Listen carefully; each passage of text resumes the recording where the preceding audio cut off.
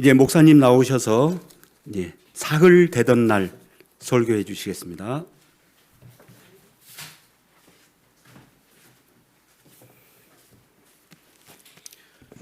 우리 잠깐 기도하고 시작하겠습니다. 하나님 감사합니다. 오늘 하나님께서 정말 좋은 날 허락하셨습니다. 발걸음 이곳으로 인도하여 주셨고 그 발걸음이 온전히 하나님의 영광과 예배를 향하게 하심을 감사합니다. 오늘 하나님께서 우리에게 주실 모든 하나님의 은혜 우리가 하나하나 다 누리며 감사하게 하옵소서. 예수님의 이름으로 기도드립니다. 반갑습니다. 저는 선교사이며 목사이고 그리고 성도입니다. 예. 저희 가족이 저희 할아버지부터 시작해서 저희 집에 목사만 한 4-5명 됩니다. 그리고 다 개척만 했습니다. 할아버지께서 개척을 2-3개 하셨고 3남 3녀를 두셨는데 3남이 다 개척했고 그 중에 손자가 한 10명에서 20명 되겠죠? 6남매니까요. 저만 목사가 됐습니다. 솔직히 말하면 장손형이랑 제가 거의 막내격이에요. 저희 형님들이랑 다들 도망갔습니다. 예, 대를 이어야지 그 한마디에 대학을 포기하고 군대로 도망갔고 그 밑에 분들은 절대 안 하겠다고 하고 심지어는 제가 신대원을 한번 떨어졌습니다. 제일 불안에 떨었던 사람들이 저희 친척들입니다. 제가 떨어지면 나라도 해야 되나. 제가 신대원 2번째 붙었을 때 가장 좋아했던 사람이 제 동생입니다. 예, 형 덕분에 내가 안 가게 되었어 라고 말해주셔가지고 예, 하나의 큰 십자가를 지고 사는 것 같습니다. 예. 제가 초등학교 들어가기 전에 아버지는 저를 서원하셔서 선교사로 서원하셨고요. 아무것도 모르고 선교사 해야겠다라는 마음을 그때부터 갖게 됐고 선교사가 뭔지 깨달았을 땐 이미 늦었다는 그런 삶이었죠. 그래서 저는 제 주변에 신대원 가겠다고 하면 무조건 말립니다. 예, 그러지 말라고 제발. 너는 그러지 마라고 하고 예, 제 동생이 그래서 저희 집에서 가장 잘 삽니다. 아버지도 목사고 형도 목사인데 아버지와 형이 못하는 모든 것을 다 누리고 삽니다. 예, 그냥 상상에 맡기겠습니다. 뭔지. 그리고 가장 부자입니다. 그러니까 저희 집의 모든 물질적인 부분 다 걔가 다 가져갔어요. 예, 저희 어머니는 기도를 하실 때 저만 기도하실 것 같아요. 제가 볼 때는. 예, 동생은 뭐 부족한 게 없어요. 제 눈에 볼 때는요. 그런데 이제 홍 목사님께서 개척하신다고 했을 때 저는 알죠. 저희 집안이 다 개척을 했으니까요. 개척을 했고 저는 어렸을 때 친척들 다 모였을 때 한 번도 그 세뱃돈을 받아본 적이 없습니다. 예, 서로 안 주고 안 받는 그런 문화가 됐기 때문에 아주 자연스러웠어요. 근데 지금은 이제 개척한 지 벌써 40년이 되셔가지고 저희 아버지가 40년이 되고 나니까 이제야 좀 먹고 살만하다고 말씀하시더라고요. 저도 물론 제가 2년 아프리카에 있었습니다. 아프리카 2년 가서 제가 화교 선교를 하고 있어요. 중국인들을 위한 그 교회를 개척을 해가지고 개척을 나름 이제 맛만 봤죠. 맛만 보니까 알겠더라고요. 중국인 한 사람 전도하러 다니는데 아프리카에서 뭐가 있겠어요. 정말 한 80년대 70년대 그 택시 있잖아요. 택시 하나 타고서 그 에어컨도 안 나오는 택시를 타가지고 그 더운 날에 중국인 상점 무조건 들어가서 거기서 물건 사주면서 전도하고 하니까 2년 만에 8명을 전도했습니다. 예, 물론 아쉽게도 다시 돌아왔지만 한 사람 한 사람 소중한 걸 그때 깨달았어요. 근데 이제 홍 목사님과 제가 한 달에 한 번 정도는 만납니다. 예, 만나서 대화를 나눠보면은 홍 목사님의 그 대화 속에 그게 느껴져요. 한 사람 한 사람이 얼마나 소중한지 그 마음이 느껴지니까 저도 옛날 생각이 나고 그리고 저도 아마 내년쯤에 다시 선교지로 나갈 것 같습니다. 예, 이제 홍 목사님이 저기 전민제일교회 이제 설교를 가신다 했을 때 제가 먼저 말씀드렸어요. 비슷한 시기에 유 목사님이 와서 좀 해달라 말씀하셔서 기꺼이 제가 말씀을 드려서 왔는데 정말 반갑습니다. 예, 반갑고요. 오늘 말씀은 여러분들이 정말 잘 아는 말씀이죠. 가나의 혼인잔치에 관한 이야기입니다. 성경에요 비유가 참 많이 나오죠. 근데 예수님께서 했던 비유 중에 몇 가지를 들어보면 가장 많았던 게 뭐 안식일 논쟁이라던가 아니면은 뭐 이제 여러 가지가 있어요. 뭐 천국에 대한 이야기도 많이 하셨는데 가장 많이 했던 그런 예식 중에 하나가 바로 이제 혼례입니다. 장례식에 관한 건 그렇게 말씀 많이 안 하신 것 같아요. 예. 비유라기보다는 이제 나사로가 이제 죽었을 때 또는 이제 야이로 그 회당장 야이로 비유가 아니라 거의 장례식은 제가 볼 때는 실제의 삶 속에서 주셨던 말씀이지 비유로 장례식을 말하는 건 거의 없는 것 같아요. 저는 그래서 개인적으로 성경에서 나오는 장례식 뭐 이야기 여기가 많지만 성경에서 제일 불쌍한 사람 한 사람을 꼽으라면 저는 나사로를 꼽습니다. 이유는 간단해요. 죽어서 천국 갔는데 다시 불러드렸잖아요. 그러니까 천국 갔는데 예수님께서 야 잠깐 다시 와봐. 그래서 불러드린 거예요. 그러면 얼마나 억울하겠습니까? 남아있는 가족들은 물론 다시 천국을 바라보겠지만 땅에서 바라보겠지만 나사로는요. 아니 이 좋은 곳에 왔는데 거기 거지 나사로 또 이 나사로는 또 다른 거지 나사로도 있죠. 거지 나사로를 보면은 이름이 같아요. 참 신기해요. 거지 나사로의 예를 들어보면 뭐가 나옵니까? 아브라함의 품에 안겨서 정말 가장 사람이 누릴 수 있는 가장 행복한 그런 걸 누리는데 자 거지 나사로는 그렇게 누렸는데 이 나사로는 어떻게 됐습니까? 다시 불러드렸어요. 그러면 얼마나 내가 또 이런 삶을 살아야 돼? 또 내가 이 치열한 세상에서 살아야 되라는 그런 원망은 안 했겠죠. 하지만 맛보아 알지어다라는 말씀 속에 우리는 알 수 있습니다. 한번 맛보았으니 그 다음에 나사로는 얼마나 조심스럽게 살았겠습니까? 한 가지 예지만 오늘은 장례식에 반대되는 혼인에 대해서 이제 얘기가 나눠요. 근데 참 특이한 건 예수님께서요 공생애를 시작하기 전에 나왔던 이야기입니다. 이것은 예정에 없던 일이에요. 물론 예수님께서 뭐 아셨겠죠. 그 속에 이제 하나님의 그런 그 본성이 있었으니까요. 그런데 어쩔 수 없이 갔어요. 여기 성경의 맨 마지막 부분에 보면 이 이야기 마지막 부분에 보면 혼자 간 게 아니라 제자들도 함께 가셨습니다. 대표적인 한 4명 정도의 제자, 12명의 제자까지는 아니겠죠. 몇 명이 나오진 않았지만 베드로, 야고보, 요한 그런 사람들 같이 갔겠죠. 그래서 이 성경을 기록했던 요한이 이것을 적었을 거예요. 요한복음에서 유일하게 이 이야기는 요한복음에만 나옵니다. 요한이 이 일을 직접 겪었던 사람이에요. 그래서 썼겠죠. 예수님께서는 공생이 전에 공식적으로 하나님의 일을 하기 전에 이제 이야기 있었다라는 것을 요한만이 알고 있었기 때문에 썼겠죠. 근데 우리도 그렇지만 결혼식은 굉장히 신성한 예식입니다. 두 사람이 하나가 되는, 그리고 두 가문이 하나가 되는 것인데 사흘째 되던 날인 말이 나와요. 근데 우리가 볼 때는 사흘째, 성경에서 보면은 이스라엘 사람들은 예식을, 우리는 30분 만에 끝나죠. 예, 아주 좋아요. 저는 굉장히 좋습니다. 30분 만에 끝나는 예식 너무 좋습니다. 예, 물론 이제 사회적인 그런 요소와 여러 가지 상황에 따라, 그리고 예식장에 대한 그런 예의, 그거기 때문에 30분을 이제 줄어들었겠지만 우리도 옛날에는 오래 했어요.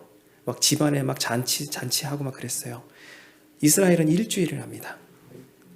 일주일 동안 예식을 해요. 제가 이스라엘에 잠깐 갔을 때 예식의 한 무리들을 봤습니다. 진짜 막 꽹가리 치고 막 엄청 기뻐하는 그런 7일을 합니다. 일주일을 합니다. 근데 사흘째 되던 날은 예식의 사흘째 되던 날이 아니에요. 여기서 사흘은 뭐냐면 요일을 말합니다. 이스라엘 사람들은요 월화수목금토일이 아닙니다. 일월화수목금토예요. 왜? 첫째 날 우리는 이제 일요일이라고 부르잖아요. 하지만 예수님께서 첫째 날, 둘째 날, 셋째 날, 여섯째 날, 일곱째 날 쉬었다고 하셨잖아요. 쉬신 날이 지금의 안식일이잖아요. 그게 토요일이에요. 금요일 밤부터 토요일 낮까지. 자, 이스라엘은요, 첫날의 시작을 해가 지는 그 순간부터 시작합니다. 그래서 야, 다음날 하자. 그건 뭐냐면 해가 지고 나서부터 시작되는 거예요. 우리나라처럼 뭐 12시 지나서 그게 아니에요. 그 당시에 뭐 시계란 것도 없었으니까요. 넷째 날이 뭐냐? 여기 사흘이죠, 사흘. 넷째 날입니다. 셋째 날이죠. 사흘은 3이죠. 예. 셋째 날이 뭐냐? 주일부터 시작하니까 주일, 월, 화를 뜻합니다.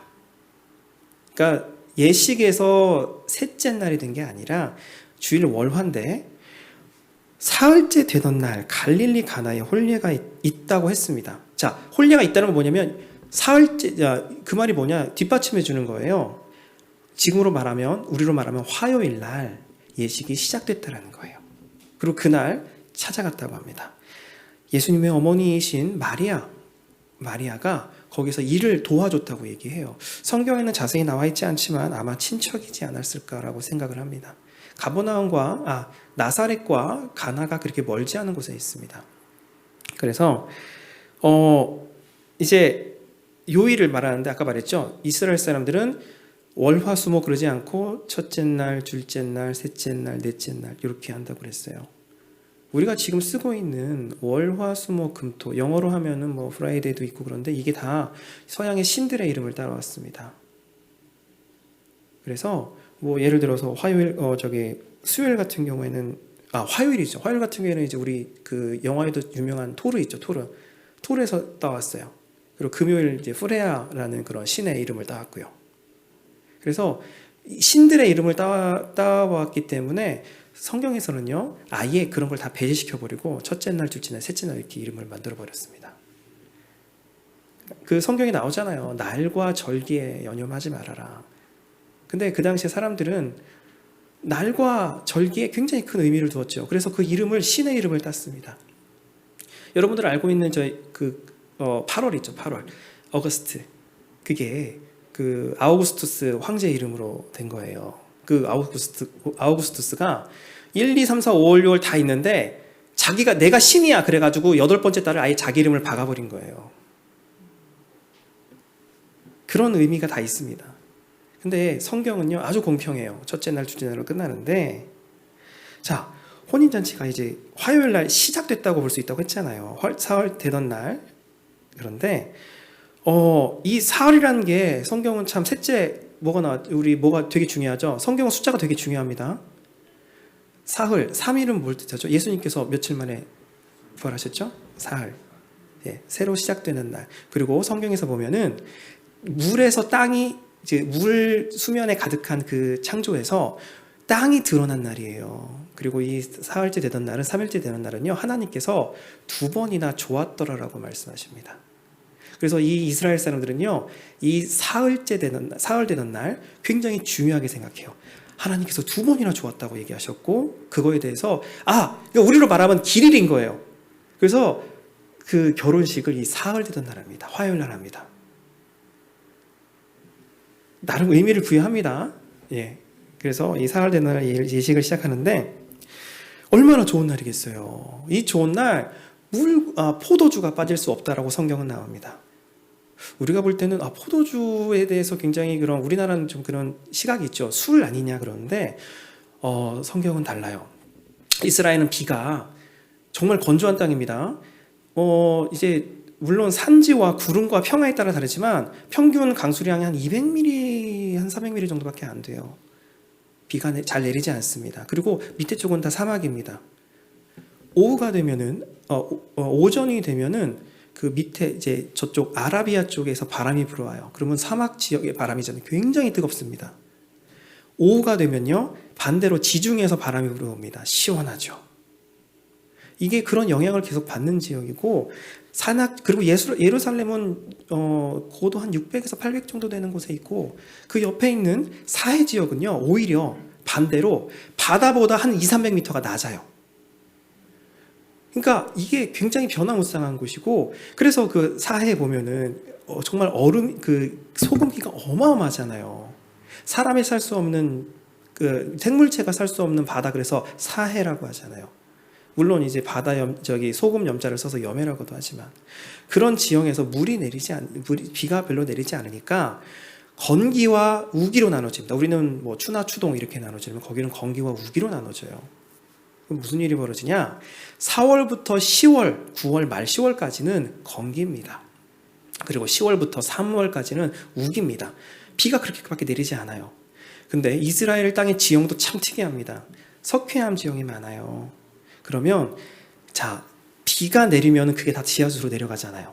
그래서 이 구덩이를 어떻게 하냐면 석회암 지역이니까 시멘트, 석회로 발라버립니다. 그러면 그 지하수로 내려가지 않게 웅덩이들, 성경에 보면 웅덩이 굉장히 많이 나오죠. 그 웅덩이가 뭐냐? 물을 저수하기 위한 저수지입니다.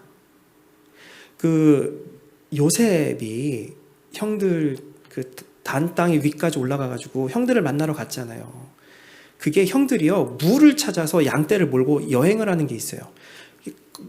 풀을 찾아서 가는 거죠. 근데 가다가 이제 형을 만나서 형이 형 반가워 그랬는데 형이 어떻게 했습니까? 웅덩이에 넣어버렸잖아요. 그 웅덩이가 바로 그 저수지예요. 근데 다행히 그때 물이 없었던 때라는 말이 나오죠. 그 말은 뭐냐? 이제 우기가 거의 끝날 쯤, 건기가 이제 한창 됐을 때예요. 그러니까 뭐냐? 물을 우기 동안 저축해 놓고 건기 동안 그 물을 먹고 사는 거예요. 근데 그 건기가 어느 정도 한두 살 지나면은 물이 다 쓸 수밖에 없잖아요. 그러면 그 웅덩이가 말랐다는 건 뭐냐면 건기가 한참 심할 때를 말합니다. 다행히 그 심할 때 요셉이 거기 들어가서 물이 없을 때니까 살아남을 수 있었던 거죠. 그런데 그때 참 신기한 건 뭐냐면 웅덩이가 물을 다 쓰게 돼요. 그러면 이스라엘 사람들이 이제 뭘 마셔야 되냐? 막막하잖아요. 그때 주신 게 바로 포도입니다. 그때가 8월이에요. 4, 5, 6, 7, 8 그때쯤에 포도가 나서 그 포도를 가지고 즙을 내어서 포도주를 만들어서 물 대신 포도주를 마시는 거예요. 그래서 그들에게 있어서 포도주는요 술이 아니라 물을 대체할 수 있는 생명의 수단입니다. 그래서 이스라엘을 뭐라고 얘기하냐? 너희는 포도나무 같으니라. 생명을 내는 나무라는 거예요. 하나님께서도 자기 스스로 뭐라죠? 나는 포도나무요, 너희는 가지니. 포도나무는요 생명을 뜻하고요 굉장히 중요한 그런 수단입니다. 근데 이 포도주가 이제 나오죠. 포도주가 물로써도 이제 쓸 수 있지만 중요한 건 뭐냐면 예식 때 기쁨을 위한 음료로 사용됩니다. 그래서 이 포도주를 제대로 준비하지 않았던 그런 상황이 되잖아요. 그러면 그 집안의 망신입니다. 여러분 우리 결혼할 때 뭐 혼수해 가고 뭐 좀 집회 가고 그러잖아요. 굉장히 힘듭니다. 몇 억이 들어요. 그리고 이게 신경 쓸 일이 굉장히 많죠. 요즘은 많이 대행하는 업체도 있긴 하지만 우리 옛날엔 그러지 않았잖아요. 혼인 한번 하려면 진짜 막 어마어마한 돈도 들고 시간과 노력이 드는데 이스라엘은 일주일 한다고 그랬죠. 일주일 동안에 포도주를 준비해야 돼요. 그리고 그냥 포도주 준비하면 안 됩니다. 진짜 좋은 걸로 준비해야 됩니다. 이스라엘은요 결혼을 할 때 어떡하냐? 남자가 여자를 취해온다고 그러잖아요. 취하다라는 단어를 씁니다. 여자는 집안의 재산으로 생각을 했어요. 지금은 그렇게 일단 큰일 나죠. 여자를 취할 때 남자가 혼인 집창금을 내야 돼요. 그 돈을 줘야지만 그 여자를 취해올 수 있다고 합니다. 왜? 그 돈이 여러 가지 의미가 있지만 혹시나 이 남편이 잘못돼가지고 여자가 혼자 됐을 때 그 돈을 가지고 나중에 이제 생활을 하라는 그런 의미도 있고, 그리고 그 장인, 그 처가에게 돈을 주는 거예요. 이제까지 뭐 여러 가지 의미가 있겠죠. 돈을 주고 그 대가를 지불하는 겁니다. 여러분 잘 알고 계시는 혼인 지참금 때문에 인생이 참 피곤했던 한 사람이 있죠. 야곱. 정말 한 사람을 사랑해가지고 몇 년 일했습니까? 7년 일했죠. 근데 속아가지고 또 몇 년 일했습니까? 14년 일했습니다. 그리고 14년 끝난 다음에 6년을 더 일해서 20년을 채우고 나왔죠. 근데 이게 저는 야곱도 참 능글맞고 그런 사람이지만 야곱의 장인도 참 나쁜 사람이에요. 왜냐? 평균적으로 혼인지참금은요 연봉에 3년 연봉만 내면 돼요. 보통 그래요. 3년만 일하면 됐어요. 그리고 야곱이 일을 오죽 잘했습니까? 그가 일했던 20년 동안 그 장인의 그 재산이 어마어마하게 불어났다고 그랬어요. 그러니까 오죽하면 얘는 복덩어리다 그래서 안 놔주려고 그러잖아요. 어떻게든 얘를 끝까지 붙잡아 두려고 하잖아요. 야곱이요, 어마어마한 그런 재산 불리는데 능력자예요. 근데 얼마나 사랑했으면 3년치만 일하면 되는데 7년, 14년을 일했겠습니까? 근데 이때도 마찬가지예요. 이 혼인식에 그 남편 되는 사람이 3년 동안 죽어라 일한 것을 그에게 주는 거예요. 평균 3, 4년치라고 얘기하니까요. 우리 지금으로 치면 1년에 결혼할 때쯤 나이가 되면 연봉이 한 3, 4천, 한 5천, 많으면 5천까지 되겠죠. 한 1억 5천 정도를 이제 내고 주는 데려오는 거예요. 그렇게 생각하면 돼요. 그런데 이런 상황에서 포도주가 떨어졌답니다. 아까 말했죠. 사흘째 되던 날은 길일입니다. 그래서 결혼 이때 한다고 합니다. 근데 첫날부터 포도주가 떨어졌대요. 이거는 집안 망신입니다. 이게 만약에 소문났다 그러면요, 이거는 두고두고 회자될 일이에요. 야, 쟤네 결혼했는데 포도주 떨어졌대. 평생 동안 욕먹을 일입니다. 근데 앞으로 6일이나 남았습니다. 난리가 난 거예요. 어머니가 이제 일을 하러 왔으니까 상의를 하는 거예요. 근데 자기 아들인 예수를 찾아왔다고 합니다. 자연스러운 거예요. 그 당시에 여성들은요, 무슨 일이 있을 때 가장 먼저 남자에게 자기 남편에게 찾아갑니다. 근데 아마 이때는 요셉이 세상에 없었던 것 같아요. 그래서 그 다음 후순위인 예수를 찾아갔던 것 같습니다. 그리고 이렇게 얘기합니다. 이거 어떻게 하면 좋겠니? 라고 얘기해요. 우리가 볼 때는 예수님께서 마리아가 예수가 엄청난 그런 기적을 베풀기 때문에 찾아갔다, 그런 게 아니라 자연스러운 거예요. 기적을 원해서 찾아간 게 아니라 이 고민을 나눌 사람을 찾아갔는데 그 1순위가 장자였던 예수님이었던 거예요. 그래서 예수님께서 그 얘기 들으니까 뭐라고 얘기합니까? 여자여, 이게 나와 무슨 상관이 있습니까? 여자여라는 단어가 굉장히 많은 논란이 있었습니다. 오랫동안요. 그런데 원어로 보면 이 여자여라는 단어는 굉장히 극존칭이에요. 이거는 정말 존칭을 그대로 불러주는 거기 때문에 우리가 볼 때는 어머니 이상의 그런 여사님 뭐 그렇게 되겠죠. 나와 무슨 상관입니까? 이게 정확하게 말하면요, 어머니, 이게 당신과 나와 무슨 상관입니까? 저 집안의 일입니다. 우리는 그저 여기를 도와주러 왔습니다. 신경 안 써도 돼요. 라고 말씀하셨어요. 그랬더니 그때 마리아가 아무 말 없이 수종드는 사람들을 데리고 와서 저 사람이 무슨 얘기를 하든 그대로 순종하라라고 얘기합니다. 여기 수종드는 사람들도 원어로 보면요, 종이 하인이 아니에요. 마리아처럼 이 일을 자발적으로 자원적으로 도와주러 온 사람입니다. 이 사람들이 예수가 하라는 대로 그대로 하라고 하니까 뭔가 있나 보다 생각을 해서 예수를 찾아가는데 예수님께서 이렇게 얘기하죠. 돌 항아리 6개가 있으니 저게다 아귀 끝까지 물을 채워라라고 얘기합니다. 돌 항아리는요, 자, 그 당시에 그릇이나 그런 건요, 그 흙으로 만들었어요. 흙으로 만들었는데 그 돌 항아리라는 건 뭐냐면 변형을 해야 되는 거예요. 그러니까 깎는 겁니다. 우리가 빚어서 만드는 게 아니에요. 동 항아리는 그만큼 튼튼하고 변하지 않는 성분을 얘기하는 거예요. 근데 이건 뭐냐?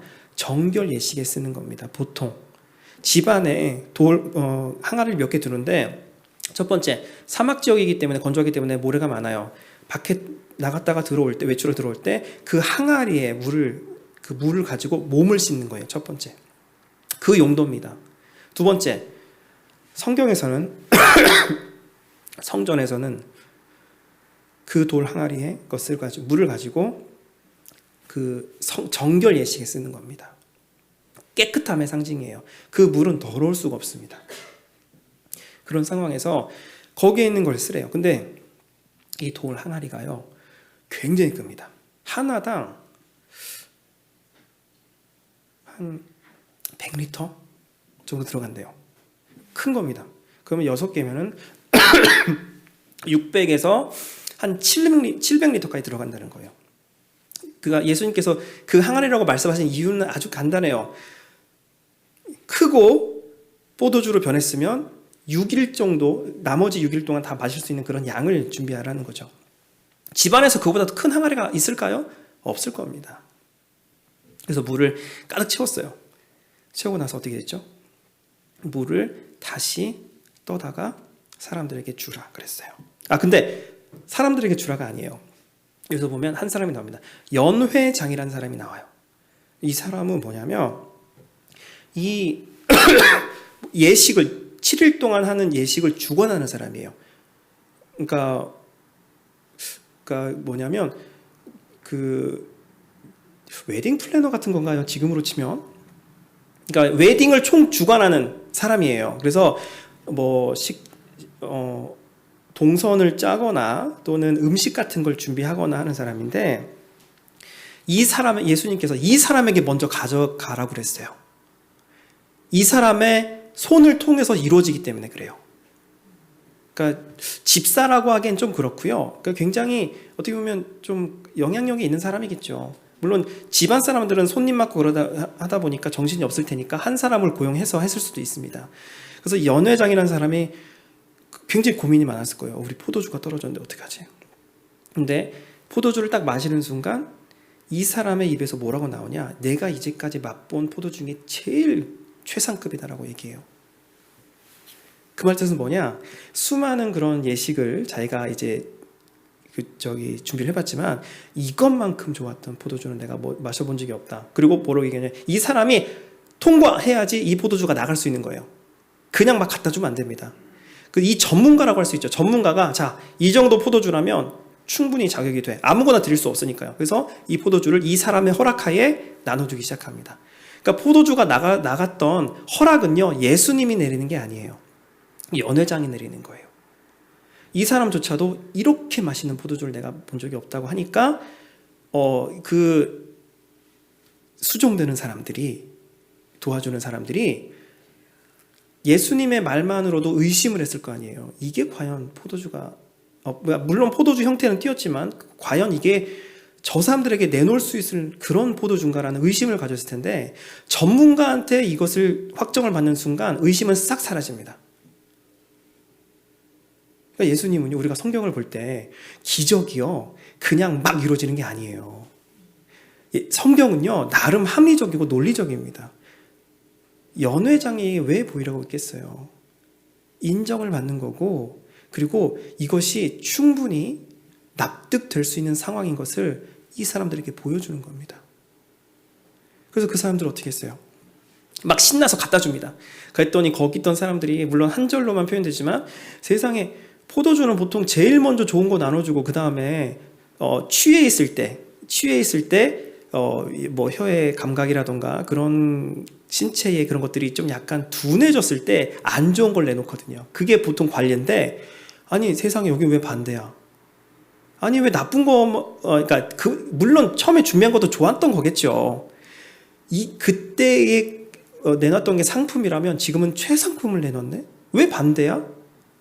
라고 얘기를 하면서 물론 이제 좋아서 한 얘기겠죠. 이 결혼식이 풍성해졌답니다. 자, 이 이야기를 들으면 우리 한 가지 제가 질문을 한 가지 떠오르는 게 있어요. 예식에서 성경에 보면 우리 사람을 눈으로 볼 때 이 예식에서 가장 즐거워했던 사람이 누굴까? 가장 행복한 사람이 누굴까 하면 누굴까요? 예수님이요? 어머니요? 아닌 것 같아요. 신랑이요? 신랑은 포도주 없어도 좋아할 나이입니다. 그 때이죠. 예. 저는 그렇게 생각합니다. 포도주를 마셨던 사람들이 아니라 그 기적을 맛보았던 사람이라고 생각을 해요. 자원해가지고 왔잖아요. 왔는데 그냥 말없이 순종해서 그 순종함을 직접 눈으로 본 사람. 거기 있는 사람들은요 취해가지고 기적이 뭔지도 몰라요. 나중에 다 깨고 나서 예수님이 그렇게 했대 하면 아 그랬어? 라는 반응이겠죠. 근데 기적을 직접 보고 느끼고 맛보았던 사람이 가장 큰 은혜를 받지 않았을까요? 근데 우리는 이 성경을 봤을 때 항상 그렇게 생각을 해요. 아, 저 포도주 기적을 직접 맛본 사람이 가장 은혜를 받았겠지? 아니죠. 오히려 순종했던 사람이 더 은혜를 받겠죠. 근데 우리는 그렇게 생각 못 해요. 그냥 단편적으로만 경험한 사람이 은혜를 받았겠지. 물론 그 사람도 은혜 받았겠죠. 그런데 기적은요, 전 사실 그렇게 기적을 좋아하지 않습니다. 개인적으로. 기적은 어떻게 보면 우리의 신앙을 잠깐 강화시켜 줄 수는 있어요. 하나님이 살아계신다는 것을 내가 잠깐 눈과 내 감각으로 느낄 수는 있지만 우리는 그 기적에 의지하여 살 때가 너무나 많습니다. 그리고 나중에 그러겠죠. 하나님 그땐 주셨는데 왜 지금은 안 줘요? 그러면 그건 하나님을 우리가 판단하는 겁니다. 그래서 저는 개인적으로는 기적에 대해서 그렇게 큰 기대를 하지 않고 우리는 기적에 의존하여 살고 싶지는 않습니다. 오히려 저는 나와 함께 동행하시는 하나님을 더 신뢰합니다. 저는 평생에 기적을 겪지 않아도 좋다고 생각을 해요. 물론 제 주변에 있어요. 아프리카에서 병이 나온 사람도 봤어요. 그러니까 의료가 굉장히 낙후된 지역이잖아요. 그런 곳에서 뭐 병이 났다거나 그런 기적 봤습니다. 들었고요.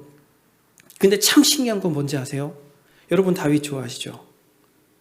성경에 보면 다윗이 신앙의 기준이에요.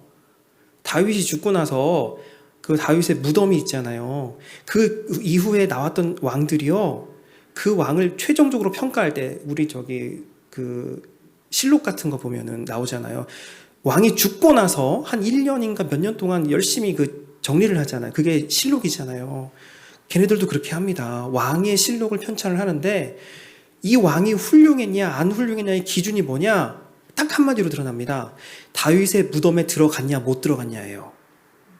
이 왕이 다윗의 왕의 무덤에 들어가지 못했다. 그러면은 이 왕은요 실패한 왕이에요. 하나님을 제대로 섬기지 못한 왕이에요. 대신에 열조의 품으로 돌아갔다 그러면 그저 그런 삶이었구나. 그렇게 성경이 나중에 잘 보세요. 왕이 죽었을 때 그 판단이 다윗의 무덤이냐 아니냐에 따라서 딱 그거 한마디로 드러납니다. 근데 정말 신기한 건 다윗이 그 믿음의 딱 그 기준점이라고 얘기했잖아요. 성경에 보면요, 다윗은 단 한 번도 기적을 경험하지 못합니다. 단 한 번도요. 기적을 단 한 번도 경험하지 못했던 그 왕이 믿음의 기준이래요. 그런데 성경에 보면 수많은 사람들이 기적을 경험했습니다. 까마귀가 뭐 먹을 것을 갖다 주고, 또한 뭐 모세 보세요. 난리도 아니잖아요. 이거 한 번 들었더니 홍해가 쫙 갈라집니다. 물론 한 번에 갈라진 건 아니죠. 밤새도록 동풍이 불러가지고 말렸다고 하죠. 근데 200만 명의 사람들이 기적을 경험했고요. 그런데 그렇게 훌륭하신 사람도 기적을 다 경험했는데 다윗은 기적을 경험한 적이 없다. 그렇게 나오지 않죠. 다윗이 기적을 경험했다는 기록이 하나도 없습니다. 그러니까 저는 다윗이 위대한 점 중에 하나가 바로 그거예요. 자기가 평생 동안 들었던 그 선조들의 기적 이야기, 그리고 다윗이 죽고 나서 그 밑에 사람들도 기적을 많이 경험했어요. 근데 유독 다윗 때만 기적이란 게 일어나지 않아요. 근데 다윗의 그 말씀을 뭐가 나오냐면 다윗은 말씀을 그렇게 사모했답니다. 기적을 뛰어넘는 건 말씀밖에 없다라는 거예요. 저는 그래서 이것을 깨닫는 순간 기적이라는 건 그냥 하나님께서 살아있다는 걸 한번 보여주는 것 뿐이지 이것이 내 삶의 목적이나 수단이 되어서는 안 되겠구나 라는 걸 그때 알았던 거예요. 근데 오늘 이야기는 물론 기적이 나옵니다. 말도 안 되는 기적. 그리고 제가 볼 땐 참 쓸데없는 기적이에요. 그렇잖아요. 죽은 사람을 살리거나 아니면 정말 힘든 사람을 오병이어 있잖아요. 막 굶어가는 그 5,000명, 나중에 7,000명을 봤을 때 이 사람들에게 오병이어 막 띄워주니까 막 엄청나게 많이 불어나서 막 12광줄이 남았다 그런데 자, 이런 거라면 차라리 이해를 합니다. 근데 물로 포도주를 만들어서 그냥 한 가정의 그런 체면을 살려줬다 라고 했을 때 제가 볼 땐 가성비가 너무 떨어지는 기적이에요. 아니 솔직히 이 이야기 없어도 됩니다. 그런데 이 이야기가 우리가 정말 숨겨졌던 건 뭐냐? 물을 날렸던 사람들이 가장 큰 은혜를 받아서 이 사람들이 평생 자랑하고 다녔겠죠. 야, 니네 물로 만든 포도주 마셔봤어? 그거 날라봤어? 그런 거죠. 항아리가 6개라고 합니다. 6개는 준비라는 뜻이에요. 성경에는 7이 완전수예요. 그래서 7일 동안 6일 동안 만드시고 7일째 휴식하셨다 그래서 하나의 그 텀이 이제 7일이 완성되어지고, 그리고 7이라는 숫자는 하나님의 숫자입니다. 이 7이라는, 성경에 7 나온다 그러면은 아, 완성이 되었구나라고 보시면 돼요. 근데 반대로 6은 뭐냐면 완성되지 못한 준비된 상태라는 거예요. 다윗이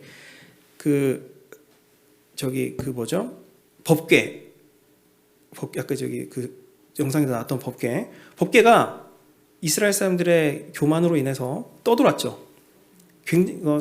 몇십 년 동안 떠돌았습니다. 굉장히 오랫동안 떠돌았습니다. 다윗이 그게 너무 가슴이 아파서 준비가 되었을 때 이 법궤를 들고 왔다고 그랬잖아요. 근데 레위가 인이 아닌 사람이 만져가지고 뒤집어졌잖아요.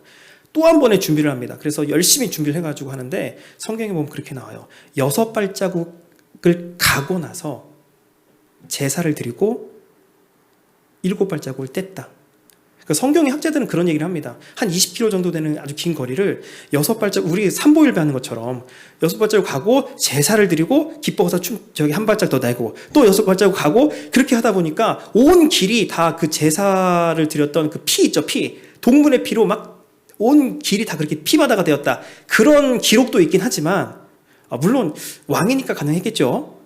그러니까 그만큼 저는 모르겠습니다. 이게 진짜 그럼 얼마나 많은 20km를 가야 되니까 얼마나 많은 제사를 드렸나 했지만, 저는 그것보다도 그게 진짜인지 아닌지 잘 모르겠습니다. 근데 저는 그것보다도요, 6발자국의 의미를 보는 거예요.